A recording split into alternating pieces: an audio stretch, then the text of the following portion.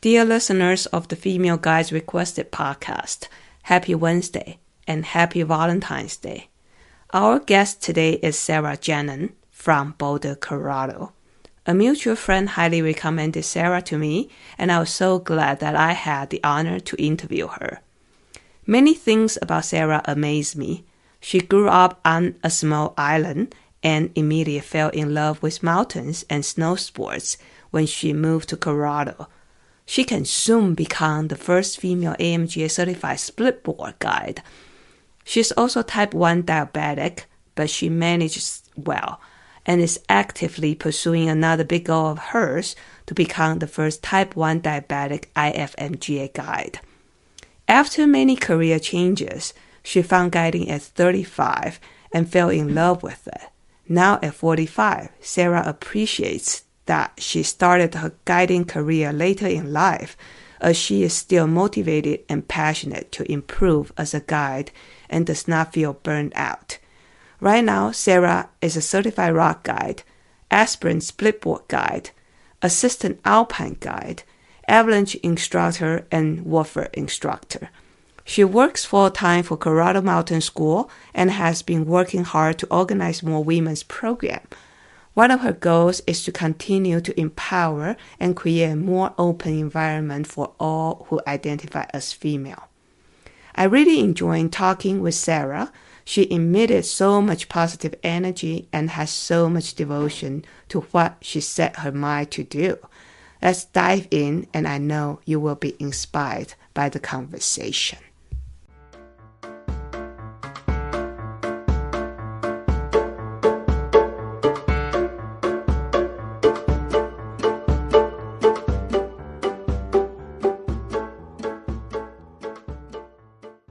So, recording in progress, I heard. Sarah, very happy to have you on the show, Female Guides Requested podcast. Thank you so much for having me. Did you guide today? Because when we were communicating, you were talking about you might have some last minute stuff today. Oh my goodness. So I'm working on a ladies weekend out, 3 days, and it's through Golden State Guiding. And they asked me if I could help them bring ladies weekend out to Colorado. So they do a lot of it in Joshua Tree and Bishop and Yosemite and Red Rocks. And we did one of them in 2019 here and had 16 ladies show up. Wow. Yes, so we wanted to bring it back. And so I have been working frantically to organize all the swag from our partners and make little goodie bags for all the ladies. And we're going to meet tonight over drinks and fingernail polish and glitter tonight and kind of like, I guess, kind of collaborate and build some camaraderie before we head out and climb for the next 3 days.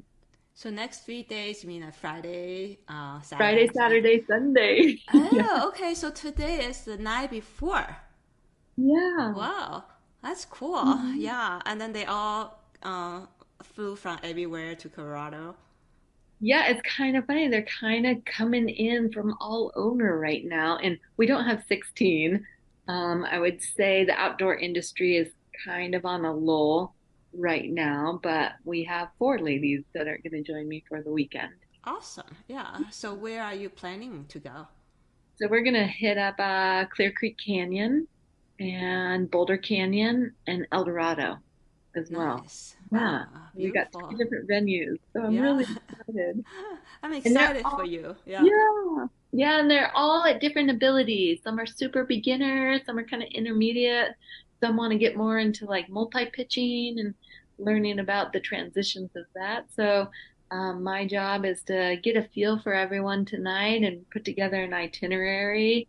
And I decided, well, what better thing to do than learn how to make tape gloves and litter them up and marker them and paint them and learn craft finding too. Yeah, that's a really cute idea. So I never thought about it, that I can actually do some painting on the tape gloves. It's like Yeah, it's pretty kind of nice fun. canvas Yeah, for our artwork.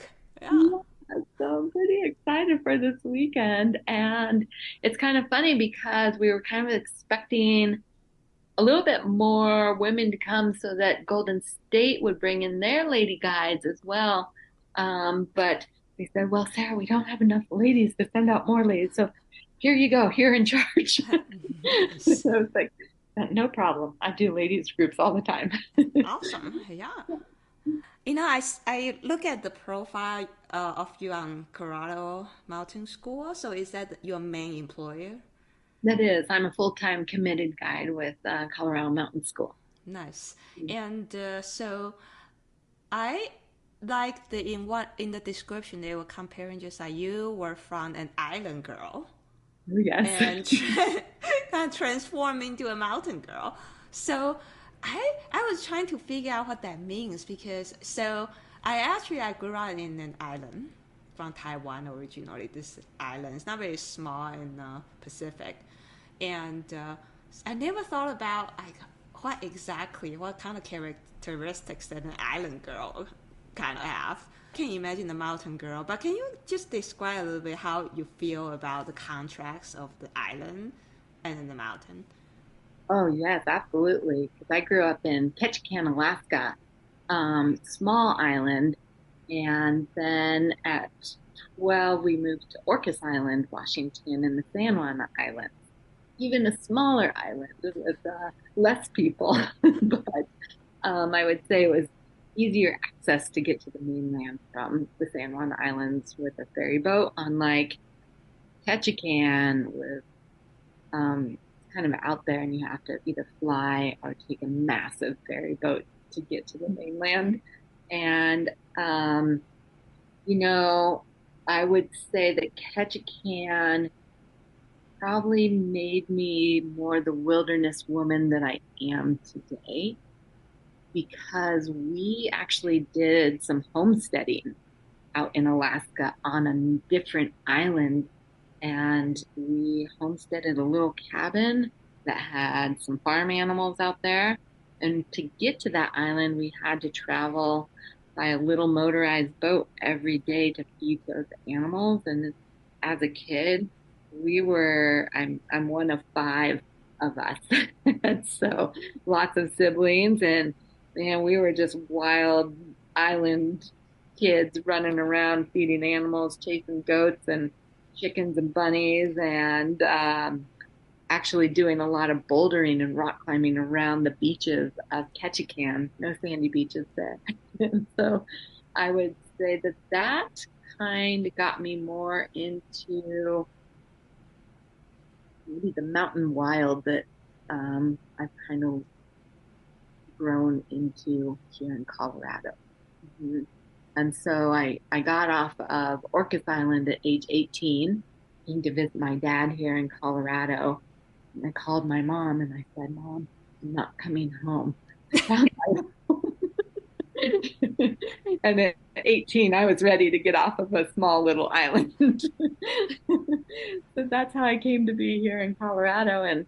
And the mountains have always called me back, unlike the ocean hasn't really called me back home.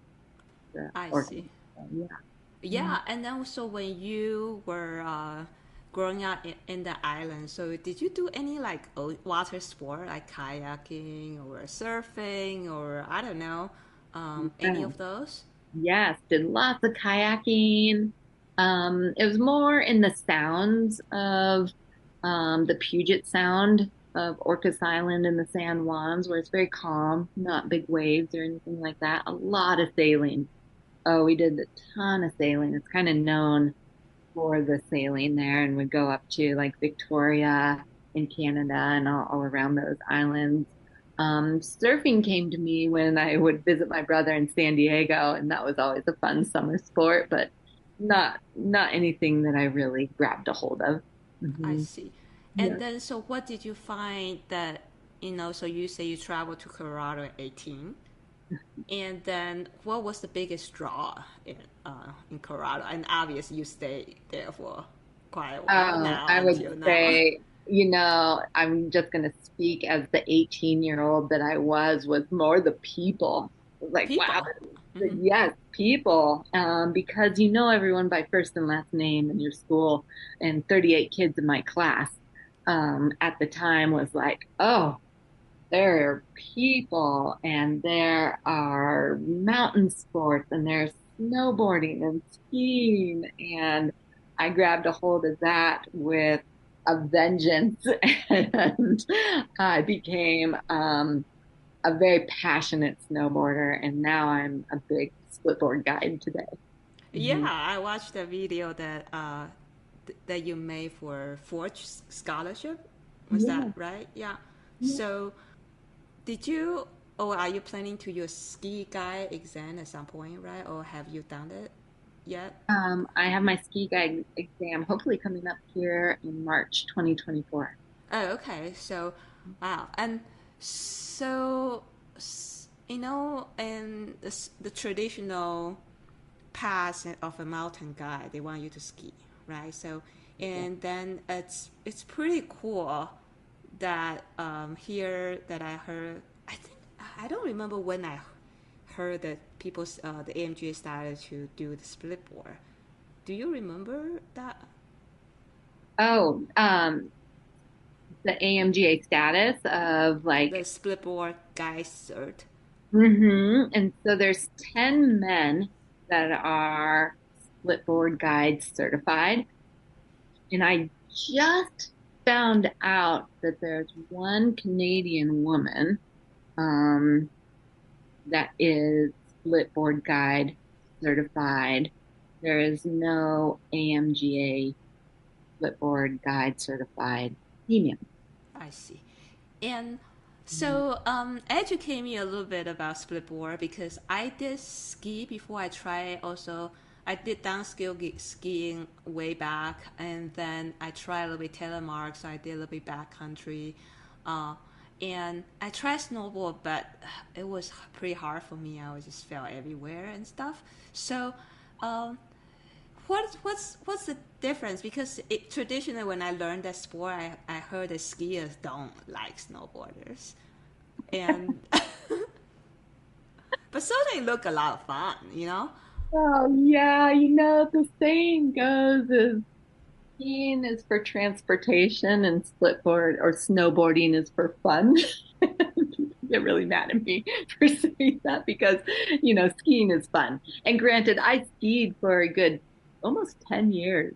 Because I started as a snowboarder, and back in the day they didn't have split boards, and I'm going to date myself now, but I was a snowmaker at Beaver Creek from like 2000 till 2009, and the ski patrol was like the Hollywood job that we all wanted to become ski patrollers, and they had gotten rid of their border patrol. And so that kind of got me into, well, should I try skiing? And I had a bunch of friends that were skiers. So as I got into skiing, the snowmaking got rid of snowmobile access on the mountain and had us ski on the mountain. And so I was skiing every day. And then I decided to take the ski patrol test. And I had only skied for maybe 5 months. And they're like, Sarah, how long have you been skiing? And I said, oh, good 5 months now. And they're like, yeah, you're kind of a liability. And I said, oh, so I'm not going to make ski patrol this year. And they said, one more year, just one more season, and I bet you'll be good enough. So Well, I at ended, least they were encouraging, I think. yes. And so I thought, okay, where can I do one more year? And I thought, I'm going to South America. So I went to Whoa. South America. And I spent the summer in South America and tried to teach myself how to ski. And they had the worst snow year of 30 years. But I tell you what, that was one of the best trips. And I highly encourage anyone who's never traveled internationally by themselves to go. I bought a one-way ticket and didn't know when I was coming back. I dumped my boyfriend and I didn't want a connection. I went and I thought I was going to go maybe 2 months or so, but given that the snow was so bad, I ended up staying in South America for about 4.5 months. Just traveled and tried to teach myself how to ski. And then I came back and I got a ski guide job, which I should not have been a ski guide because I could barely ski. And, and I did that in Vail, just the backcountry of Vail through a small company. And that's where I started to guide.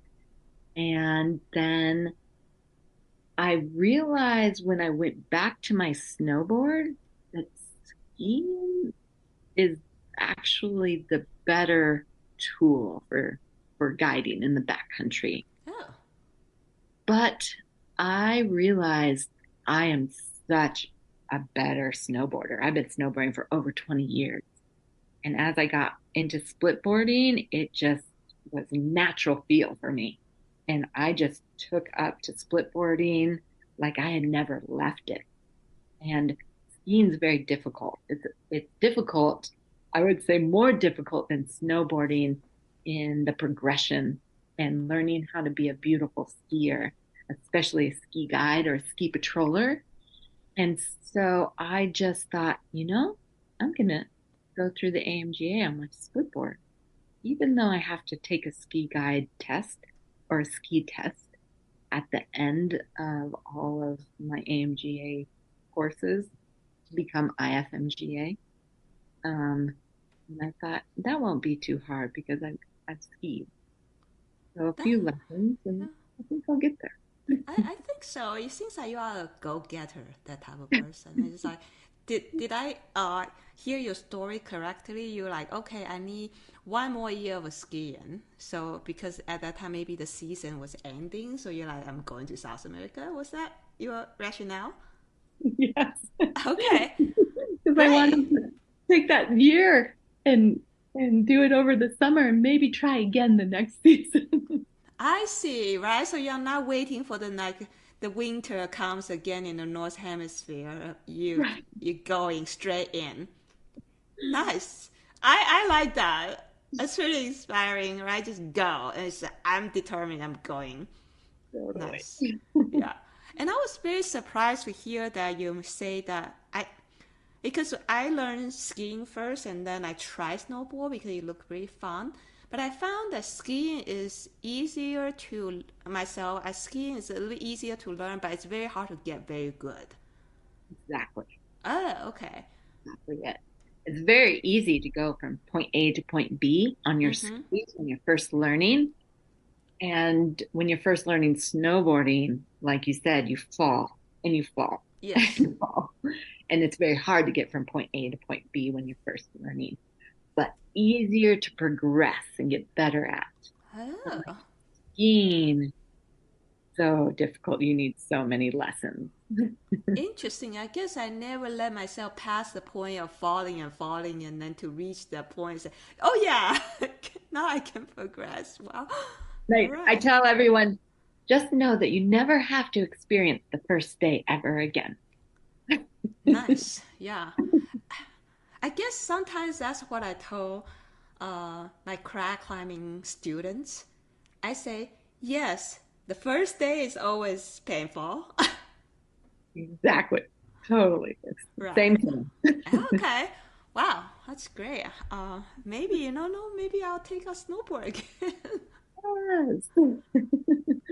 It's so fun. Yeah. So then you say that, why do you say the skiing is a better tool for guiding skis? As I found, I taught a lot of avalanche education on my skis and teaching like level one courses, you're with a lot of beginners that are just getting into the backcountry. And although, people can ski the Black Diamond on piste in the resort, it's a very different world in the backcountry. And now suddenly they're like, whoa, I can barely ski a green in the backcountry. It's very different. And where I found that skis are easier to maneuver as a guide and help my clients. Whereas in a snowboard, I am attached 2 feet into this board and it's very hard for me to get out, help, get back in, get out, help. So I end up actually split skiing a ton. And I I've see. gotten very good at split skiing. And I think skiing has helped me get better at split skiing. But I tend to find myself always in ski mode, I unless see. Yeah. maybe at the top of a big peak or something. Right. Yeah. Oh, well, it's refreshing to hear that. I mean, because I'm mainly a climber, so I Mhm. just like, okay, yeah, you were saying the skiing in the resort and skiing in the backcountry very different. Just like climbing the gym and climbing outside, Yes. it's Very different. different. Yeah. Exactly. Yeah. And then Mhm. when I was just recreational climbing, and then when I'm a guide, I use different tools. So Yes. because these are like better for the guiding situation, but those are better when I'm like personal climbing. So it's Yes. like very similar, right? Mhm. Yeah. Okay. Mhm. And then you Nice. think about putting on a heavy backpack. I remember this Oh, that's in true. my advanced snowboard course up in Valdez. It was like, yeah, we got to fly in with heavy packs and all the gear in the helicopter and get dropped off. But then we had to ski out, and skiers can hold themselves like upright and go straight downhill with heavy packs much easier than as a snowboarder. I have to throw my body side to side to turn. And man, the balance on a snowboard with a heavy pack will just boom, put you on your butt. Wow. That's true. Yeah, because that backpack certainly changes the center of gravity. And then I think the maneuverability of snowboard require you to have tighter. Um, I used to kayak, so that, the whitewater kayak, you really need to feel like you and bow are the same Hmm. entity. So maybe like snowboard is more like that. Yes, exactly. Okay. And then Yeah, skiing with the wave would be a little bit more forgiving. it is. Okay. Hmm. Yeah, because you don't have to throw your body side to side to turn. Right. Hmm. Ah, yes. Thank you so much. I learned a Oh yeah. lot. Yeah. And sorry, I got like a little distracted because I also heard the thing. It's like the way that you eventually become a guy is somewhat accidental. It is. Yes. Okay, tell me the story again. Yeah, because Oh, okay. yeah. Well, it's kind of funny because I don't know. I just now I think about how people become guides, and it was like out of school. That was they quit school and they wanted to become a guide at a young age. Whereas I was, one of the things that I loved doing was skinning up the resort at the end of work. And we would do that all the time because it was free. It was so different than today, where you just got out of your car, you parked for free. Yeah, went as long as you wanted. We would bring wine, we would bring our dinner. We had so much fun skinning at the end of our work shifts up the mountain. One day up the mountain and ran into the owner of a small company in Vail, and we started chit-chatting. He goes, I have a guide tryout for ski guiding in a couple days. You should come and try it out. And I was like, oh, that sounds pretty cool. Sure, okay. I'll just try it out. Went to try it out. It was kind of a shit show. And it was a total disaster with the guides that had come and the owner having to leave to pick up his daughter from school, left us in the back country. And it was like, wow, this is very interesting. I think I'm going to go to Alaska and experience tailgate Alaska and go party and ski. And so I left and I came back that summer and ran into the owner of that company. And he goes, oh, you should rock guide for us. And I goes, Whoa. oh, God, Okay. I haven't rock climbed in years. You should see me rock climb. And he goes, oh, well, just come out and train with us. And so trained with him, became a rock guide before even a ski guide. And then ice climbing season came and he goes, oh, you should ice guide. And I'm like, I've never ice climbed before. Oh, it's just like rock climbing. You got this. Okay. Oh, sweet. And so I kind of got grandfathered into all the disciplines for each season. And I had no professional training until actually Mia came along and was like, Sarah, you need your SPI. Oh, Mia said that. Okay, yeah, because Mia also uh did a lot of outdoor education. Well, people, if you are interested, you should listen to Mia's podcast interview too. And then she also started her AMGA track a little bit late. Yeah, so then she told you about this. Okay, go ahead. Sorry. Yes, we both started very late. I didn't start rock climbing until I was probably 34 years old. Like passionately rock climbing. I would dabble here a couple days and there a couple days. So But your main sport is snowboarding. it was, I see. hmm Yeah. I would say that's changed quite a bit to being a rock climber, passionate rock climber now. Yeah. But yeah, Mia was like, "Oh, you need your SPI. You really should get your single pitch instructor because that's going to teach you all the correct ways of guiding and rescue and safety." And sorry, my computer's thingy. Um, and so I decided just to go and get my SPI, and I loved it. I loved the education. I loved being a part of the guiding community and doing my exam and the stress of it. And then I was working on the ambulance at the time, which got me into working regenerative medicine. And my boss for that company said, There, you need to quit guiding. Okay. We need you full time here. We can't have one foot out and one foot in here. We need both feet in this company because we have plans for you. And I thought, oh gosh, oh, do I want to do that? I love guiding. It's like what I'd been doing for a couple of years since then. But I thought, okay, I I'll stop guiding, and I did, and fully went into this new career path. And they made a mistake and they moved me to Boulder, Colorado to start some labs up. And that was a big mistake because Boulder, Colorado is like a climbing mecca. So I ended up having quit that job and because I was guiding for CMS part-time and also working for them part-time until that kind of slowly faded out and I became full-time guide for Colorado Mountain School. And yeah, and then just started guiding in all the disciplines and taking the AMGA track more seriously. And during COVID, I just went after it and I just did 5 AMGA courses last year.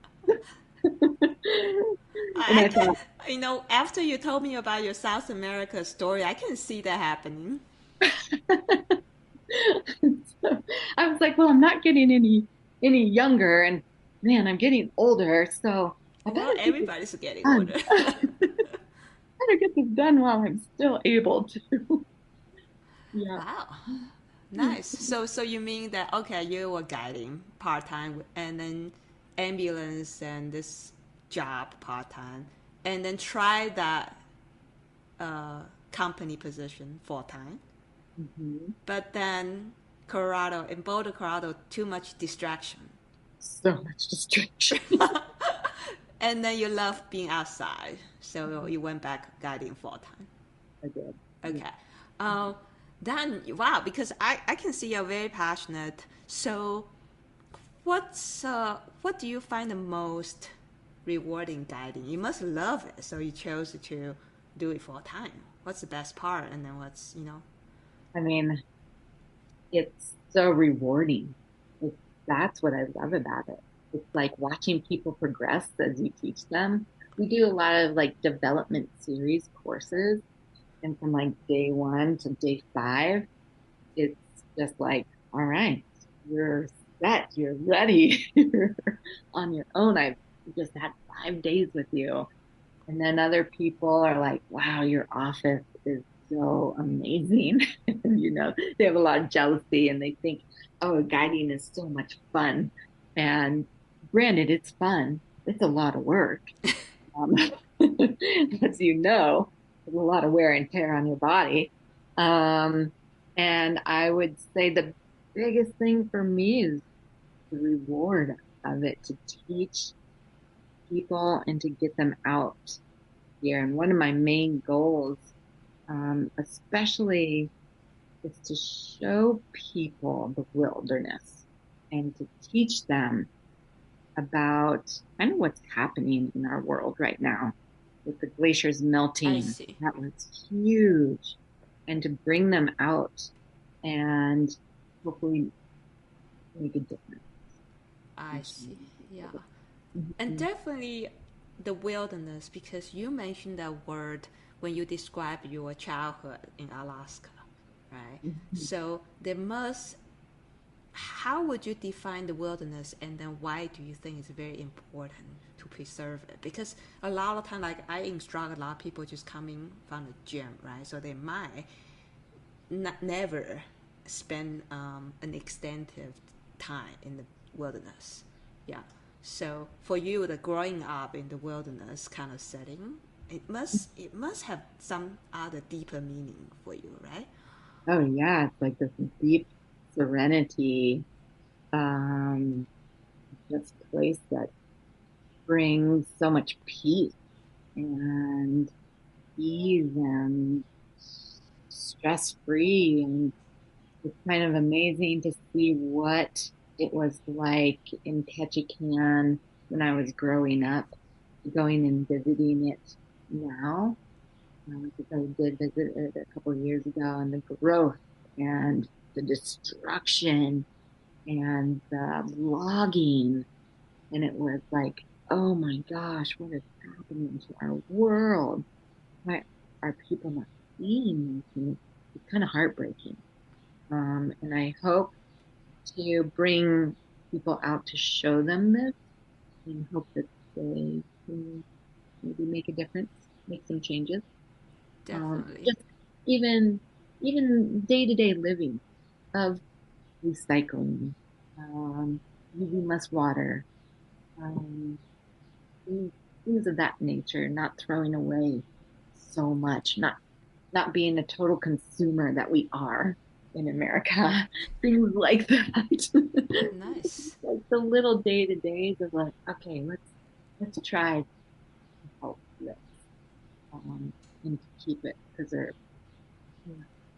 I see that your goal will eventually want to be a IFMGA mountain guide, right? Because since you guide all terrain anyway, Mhm. and so um, sorry, I lost my thought. Let me think about my question a little bit.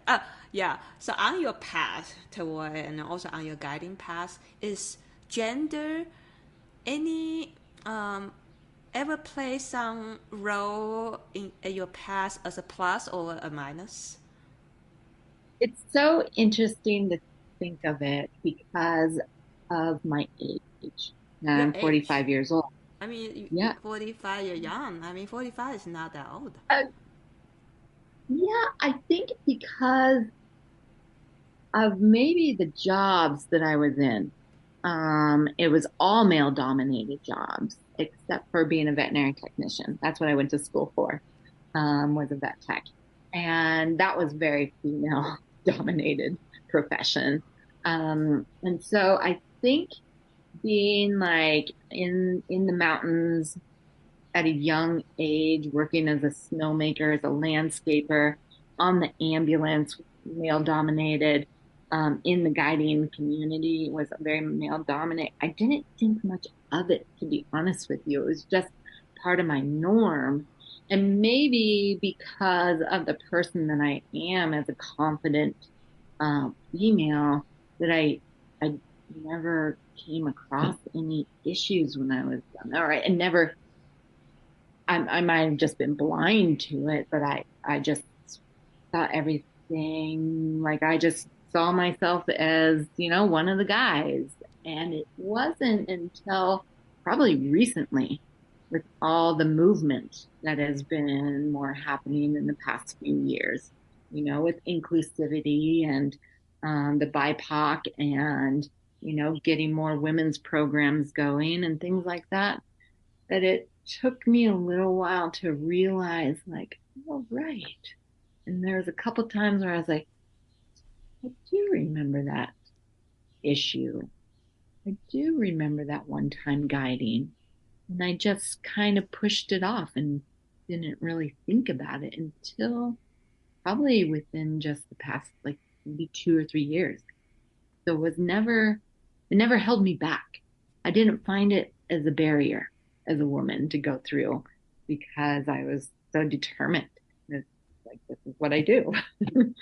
um, and now that I see more of it, and I think, um, especially doing more women's groups and more women's guiding, I see a lot more different styles of, I would just say, women's confidence and being able to feel like, okay, determined strength that they can because they have been shut down, where I never really dealt with that, to be honest with you. And, it's one of those things that maybe as a little bit different of a female because I'm a type 1 diabetic, where um, I would you just have to be strong. There's no weakness. You have to continue. Um, I guess just taking care of yourself and making sure that you're dialed with your health, and you can't let yourself drop to low blood sugars or any of that. And maybe that might have helped me a little bit in being able to progress through these male dominated kind of disciplines that I've worked through. Yeah. Yeah, and that is actually when you mentioned the type 1 diabetes. I actually, so with what you just said, I actually have two questions. First is I really would love you to share about that experience, just have to deal with the diabetes, and then you have to be full time taking care of yourself and also taking care of other people in the back country. And it's like for me, it's very hard for me to imagine. But probably for you, it's not easy, but you have dealt with so long. So um, you might just like, oh, it's not too bad. But it's pretty challenging just to think about it. So I would love that to hear that side of the story. And then the second question that I have is, I can see that you are very determined, you're driven. So you just jump right in. So that's probably easy for you to push aside somehow on your career path you ever experience sexism or whatever. Just like, whatever, I'm still gonna do this. Mm-hmm. And so I am curious, like, because I also, on my way to guy, I also used to study computer science. It's all men dominated fields. So I think I have that side in me. I just like, okay, it's like in the background. I don't even remember, even though it happened, somehow it didn't happen kind of thing. And Right. then I started to do a lot of affinity, like women courses too. So I kind of like to hear your experience with that too. Just like, since probably you never had to participate when you were a student, a female group. And then now teaching female group and then instructing them, what did you get out of it and what did you find? I guess that would be my question. Oh, that's a good question. And it's so interesting because I had never signed up for an all-female group before I started guiding an I all don't female. even know whether there was any. I I don't don't think know. there was. Yeah. Yeah, the first one I taught was in 2019. And that was kind of, I think, kind of the start. It was, I think, the start of like all female groups and the realization that women really wanted that open space and that lack of judgment and not always following their boyfriends and not always having to be in the back seat behind a guy. They were like, how do I get to be the leader? How do I get to be up front? Same within the avalanche world and ski world. is I think we always just followed. And I can remember following all the guys in college. I do remember that. And I remember learning from all my guy friends. It wasn't girlfriends. And it's kind of interesting now. And I even think about it like this week, I was like, wow, I'm really craving to go climb with some girlfriends. I've been Oh, climbing with a bunch of dudes lately, and I'm really wanting some feminine energy, and I want to go climb with the ladies instead. And I don't know if I ever really realized that when I was younger.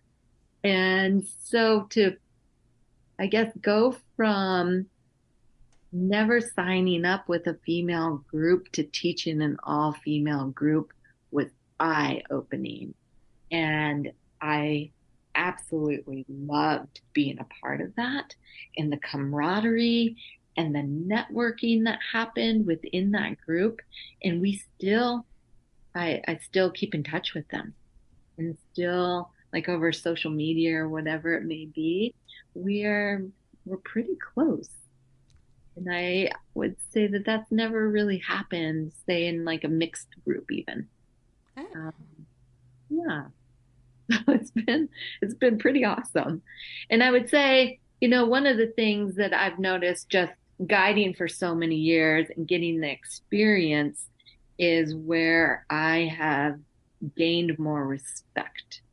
And I would say that was the most challenging part of teaching avalanche education with males that might have been stronger skiers than me, or even taking all males out to like hut trips when I realized, this is not they're escaping their wives and girlfriends, and I am their guide, and that was not a good setup. And I realized, like a male guide should have been here, not me. And as a beginner guide, I found that that was very difficult. But now I don't think anything of it because of the experience that I have and the knowledge that I have and the confidence that I have is huge when I guess being a guide and being in the lead. Like you have to be confident. definitely, right? And all that hard work and experience. So your presence, they're not, nobody's gonna doubt your presence there now. And I think I've had to learn that. Hmm. Um, it wasn't, it just didn't come to me. I was very much a follower. I was very shy and kind of quiet. And I have had to been like, okay, maybe Yeah. here's Sarah one, here's Sarah two. And Nice. Sarah Yeah. two is the guide. Yeah, you upgrade. Yeah. Yeah.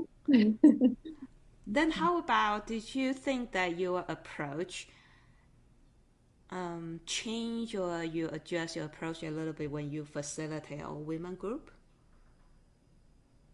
Yes, absolutely. I think what I kind of done is actually gone to other women who do a lot of women's groups to get feedback and to ask them like, hey, what do you do? How do you incorporate like the networking and the camaraderie? And how do you bring these women together differently than say I would, just doing a development series? I know how to teach. I can teach you how to climb. I can teach you how to ski. I can teach you how to mountaineer. That's not an issue for me. It's more of the little intricacies of hanging out with the ladies and making them feel comfortable and bringing in that like that space and lack of judgment and things like that. And one of the girls told me, Chelsea Rude, who is a professional climber who has does a lot with women's groups, and she would be a great person to interview too. And I asked her, "What do you do?" And she goes, "Go in there like you are their good friend, like you're just their friend. That's all you gotta do." And I was like, "That's a great idea. Like, why not?" So that's why tonight I'm going to go out and have drinks with them and we're going to paint our nails and put on glitter and we're just going to have a good girly time of like, all right, let's like make this comfortable and no pressure. And that's what I kind of want to bring is like, all right, let's just have fun. Awesome. Yeah. Yeah, so And it's a little bit different. nice. So when you mentioned a couple times about the development series, Mhm. so what exactly is in the 5 day program? Say maybe give me an example on rock climbing since I know rock climbing a little bit Yeah. better. Yeah. Yeah. Day one is intro to rock climbing. So it's like how you tie your figure eight, how to make a barrel knot, what a clove hitch is, what a moonter is, kind of go through your basics. What does an anchor look like? How do cams work? What's how do you clip a quick draw? What's Z clipping, back clipping, things like that. So that's kind of day one. Day two is more into where you start to get into trad climbing of, all right, this is how cams work. This is how you place a cam.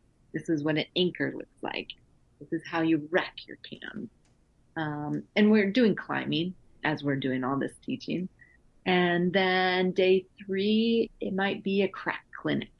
Okay, this is how we tape, or these are hand jammies, things like that. And here's like our technique on how to climb crack. And then day four is usually the like a graduation day.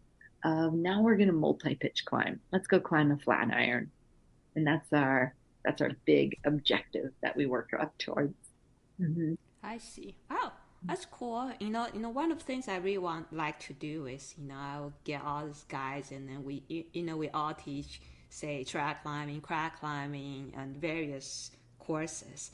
I like to compare like all our notes and Oh, syllabus, and now we like design courses. I think that would be cool. Just trying to see whether I have some blind spot on my own curriculum. yeah. And it's one of those things where you don't have to sign up for all 5 days. Oh, okay. In the 5 days, you see, oh, I want to learn how to crack climb. And you can just sign up for day one. I see. Oh, I want to learn how to multi-pitch. Then you sign up for day four. Or I just want to learn how to intro climb. I'm coming from the gym. You sign up for day one. I see. So, Cool. um, so you might have like those people that are there for all 5 days, and some just join for that one day. I see. Mhm. Yeah. Nice.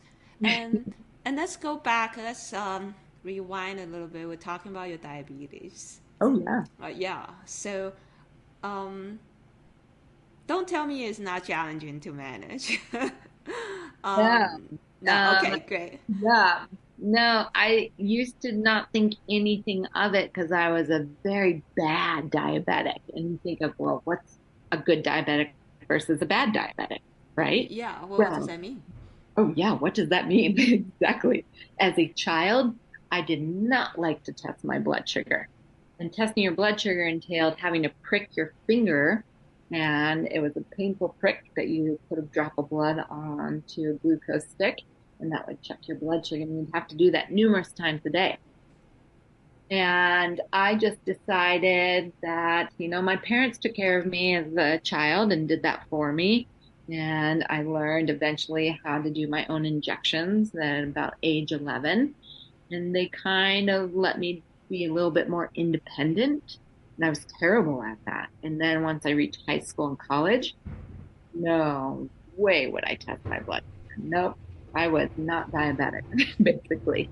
I just wanted to have those months at a time where I wouldn't check my blood sugar until eventually they have a blood test. It's called an A1C.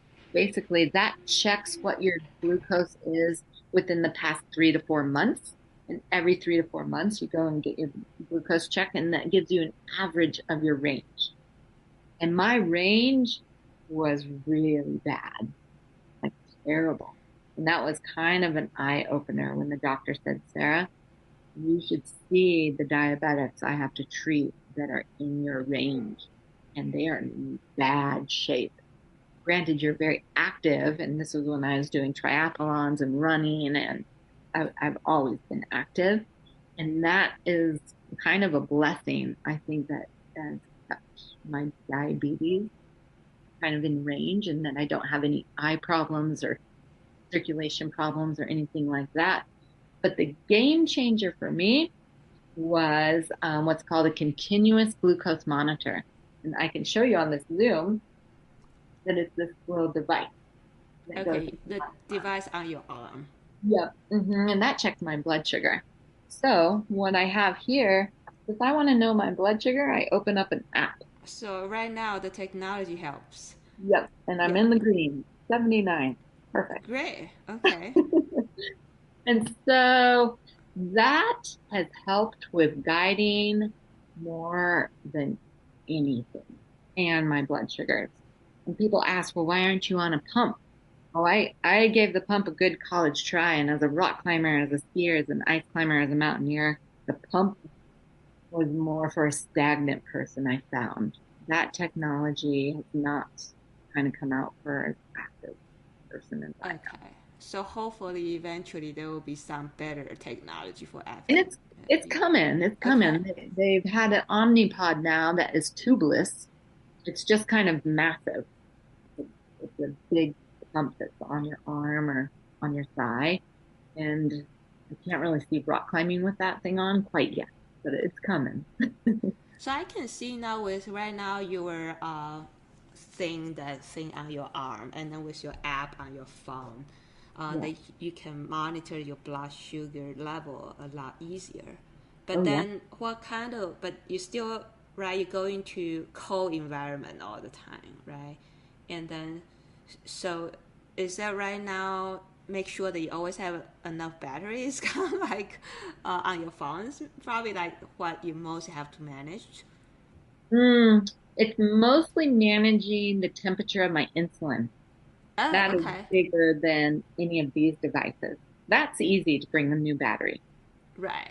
To say like on my Alpine courses where I don't have a refrigerator and where I was anticipating actually on my advanced Alpine course just recently, I was anticipating putting my insulin into the glacier snow, but the glaciers had receded so badly Oh, that we weren't camping near the snow.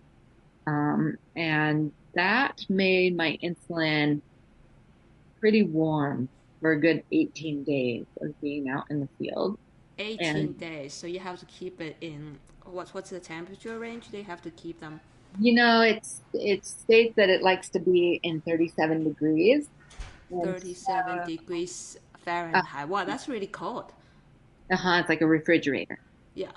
And that's where your insulin really likes to stay to be at the perfect strength. So given that my insulin was getting warm and warm and warm day after day, it was very challenging and it became weaker and weaker. So I was having to do more injections and more injections without any kind of result. And it was a constant battle. It's I really see. challenging. hmm And how often do you have to do those injections? Oh gosh. So when I wake up in the morning for my breakfast, usually around 10 o'clock, I'm noticing that's a new thing for me. Because metabolisms are always changing. And as I'm getting older and just dealing with change in metabolism, that's a new injection for me to do at 10 instead of at lunchtime at noon. And then usually about 3 or 4, and then at dinner, and then after dinner. And then I have my 24-hour dose at bedtime. So Wow, it can range from anywhere from 6 to 8 injections a day. that's a lot. That's more than I imagined. Wow, so I can see that if you are in the back country, with you have to keep it in a certain temperature, and with so many doses, it's challenging. Is day guiding easier for Does it you? make This what's that? day guiding, like if you can come home. Oh Um, yeah, okay, absolutely. right. And one of the things is I let my clients know, like, hey, this is going to alarm when it gets out of range, and that just means we take a snack. And they love it. They're like, Okay. oh, Right. yay, your alarm is going off. It's snack time. Yeah. Right. Because I just remember one of the time my client also told me something about similar things.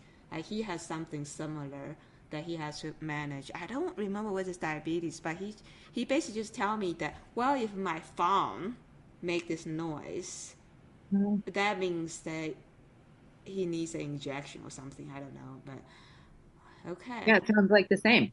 Okay. Yeah. Wow. And I would say a lot of people don't like to tell you they're diabetic. When I Oh. was a kid, I Uh-huh. didn't like to tell people I was diabetic. That made me different. That made me kind of an outcast in a way. And so I never used to say I was diabetic. Even starting guiding, I didn't really like to say anything because I was afraid people would think of me differently or not trust me. Whereas now, it's kind of the first thing I tell people. And it has to do so much with my confidence. And I would say even this device has made me feel really comfortable and knowing like, hey, you know what I am. You can look at this phone too. And it alarms when it's out of range. And that's just how life is. And that either indicates time for injection or time for a snack. And we're all going to take a break. Nice. Yeah.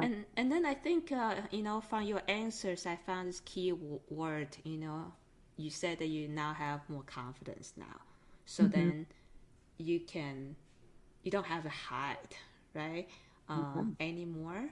And I think that's like important. I remember I asked Mia the same question. It's like, well, confidence is like really important for well, actually for everybody, right? But as we doing like guiding as a job is very important just for our work and not for our presence and everything.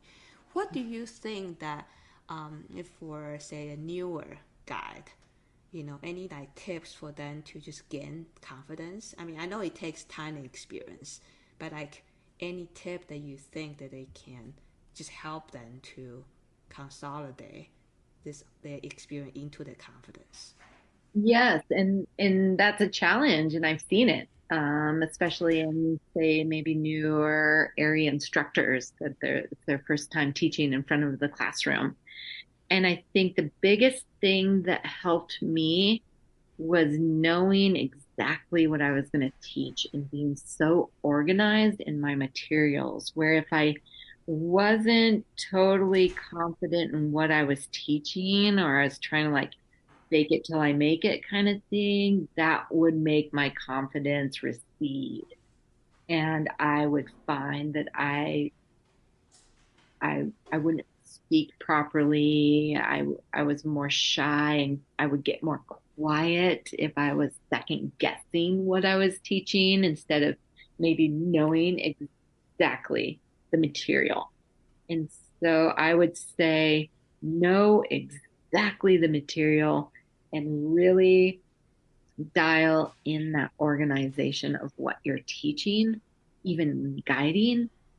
And man, ever since somebody had let me know that, I would say that that was the biggest game changer for me in building my confidence was like dialing in that information to really be strong and like, no, I know this. This is this is I can teach now. Nice. And I'm curious then, so I mean you're super science enthusiastic about your job. Like how long do you think that you're gonna take this on? Like you feel like with your current outlook? I think I'm so fortunate that I got this job at older age and didn't start at 20 years old. So I'm not burnt out. Maybe that's it. That might be it. I And like that perspective. Yes. I think because I have been through so many careers, coming out of college as a veterinary technician, as a landscaper, as a snowmaker, as an EMT, as a regenerative medicine person and, working in restaurants and having so many other jobs. And sometimes I think of, why didn't I find this job sooner? And now that I've landed upon it, and I've been in it now for a decade, I've been guiding since about 2014. And I think I'm just glad that I ended up finding it at maybe an older age, that I'm not burnt out. I'm just starting. I'm just getting warmed up. Nice. Yeah. I Yeah. think, when you said that, you say you just say you're 45 right now, right? Hmm. And then you start guiding roughly 35-ish. Hmm. Yeah. So it's a little bit later than a lot of other people, but 45 is still young for sure. But it's very encouraging for people because I've seen on the forum, the Facebook group, the AMGA group, that people just say, "Oh, I'm in this certain amount of age. Is that too late to get into guiding?" So there's really not a real answer for that, huh? There really isn't. And, I would say there's a lot of older women, older than me, um, who are still guiding, or even on like the IT, Mm-hmm. um, through the AMGA, and Right. they're my inspiration. Now I think about how much longer can I guide? And that's the biggest thing, is like nutrition, PT, motion is lotion. I cannot. Motion is lotion. I like it. Yes. And that is what I have noticed for myself. It's like I can't sit in the office. And as a committed guide, we have to do one office shift a week-ish, four shifts a month. And after that one day, I can't, no way could I do two in a row. No way. It's like, oh yeah, my body feels it. And maybe, I'm not sure if it's just me being an active person versus maybe just my diabetes being like, you do not like this. You need to move. And I think that is what is a big push for me in knowing, like, my body craves this activity. And I see. I crave being a guide and kind of really enjoy it for my health and my sanity. And I can see that, maybe I'm guessing from your experience dealing with your diabetes that you definitely know how to do self care. Mhm. Yeah, right. Because a lot of guys that burn out, they might just think they should do more than they should, or I don't know. I mean, the self care part I think is very important. So, so I like that you say, the nutrition, uh, motion solution. Yeah, I really like it. Yeah, great. Yeah. Yeah. So I often ask these two questions to my guests. It's big Yeah. questions, so get ready. Oh gosh. All right, so I'm gonna ask you that, if right after I ask this question, just answer me the first thing come to your mind because there's usually a lot. So, what is the most proud moment and memory looking back? Oh, goodness. Oh, man, so many stories just I know, yeah. So that's just into my tell me like the head. one that jumped out of you right here, right now. Oh man, I think maybe skiing just popped up in my head, and maybe because we talk so much about it, that's kind of like at the forefront of my mind, was finally being able to ski in front of my clients. Because I would always be like, okay, there's your boundary there, there's your boundary there. Ski down to that point, but don't look behind you. I think finally when I was like, follow me, this is how we're gonna go. That was a very proud moment for me, whether it was an airy course or actual ski mountaineering. And I was on my skis, not my snowboard. I was actually on my skis then, and that felt so good. Nice. I'm proud of you too. Yeah. And then I also another question here is say for the audience of this podcast, if they can only take one thing away, what do you wish they take away? Oh gosh, probably what we discussed is just taking part in helping our global warming and our environment and just doing your part of whether it's using less water, recycling, not consuming so much, maybe even just giving to the community and helping out. I would say that's probably the biggest thing that I would hope. Nice. And I understand, right? Each person has to take parts in this thing. Just so you know, we certainly we would take some from the environment, but just take what we need. Yeah. Yeah. Yeah. Hmm. And then we also try our best to return. Yes. Yeah, And I think that's like really important for us guides is to be able to show people that might be definitely. from the city and don't have any clue about what's really truly happening out here. Yeah, and then these are the stories I heard from a lot of long-term guys, because if you go to the same mountain over and over for so long, you see the changes, Um, right? So for the people who just there for a short period of time, they probably don't see it, right? I noticed that big time in the Cascades this year. I was looking from Mount Shuxton over to Mount Baker, and all of us that had been there before were in total disbelief. And looking at Rainier, complete disbelief. And like, wow, the glaciers are melting in front of our eyes, like day by day. Yeah. It's like, wow. Because you Mm-hmm. hear the stories, Yes. you hear it, and the POW, Protect Our Winters, speaks a lot about it, but I don't think it impacts you as much until you see it with your own Right. Yeah. eyes. So you guys, well, ski and snowboard, you teach avalanche courses. You do a little bit alpine, right? Yeah. Too. And Hmm. then also you teach rock climbing. And what Hmm. else do you do here? Did I miss something?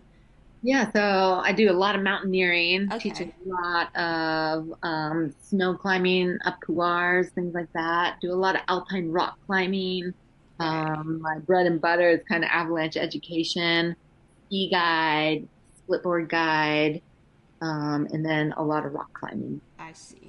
And So then, what's the best way if people want to say, oh, I really love that to hire Sarah as a guide? Where should they find you? oh gosh, well, there's a couple places. I'm pretty active on social media. So my Instagram, Sarah B. Jamin. Also on Facebook, just my last name, Sarah Janin, is a good way, and direct messaging me. That's probably the best way. Also through Colorado Mountain School. That's the easy way to connect and find me. Awesome. Yeah, I mean, next time if I visit, you say you live in Boulder right now? If I Yeah. happen to be in Boulder, I'll hit you up. Yes, I have a spare bedroom and you can come see me and go climb an Eldo and Lumpy Ridge and go Yeah, alpine climbing. for sure. Yeah, and let me know when you are in my neighborhood too. Absolutely. I love Red Rocks. Great. Yeah, thank you so much for this. I have so much fun, and thank you for your Oh, wisdom. oh, thank you so much. It was such a pleasure. Yeah.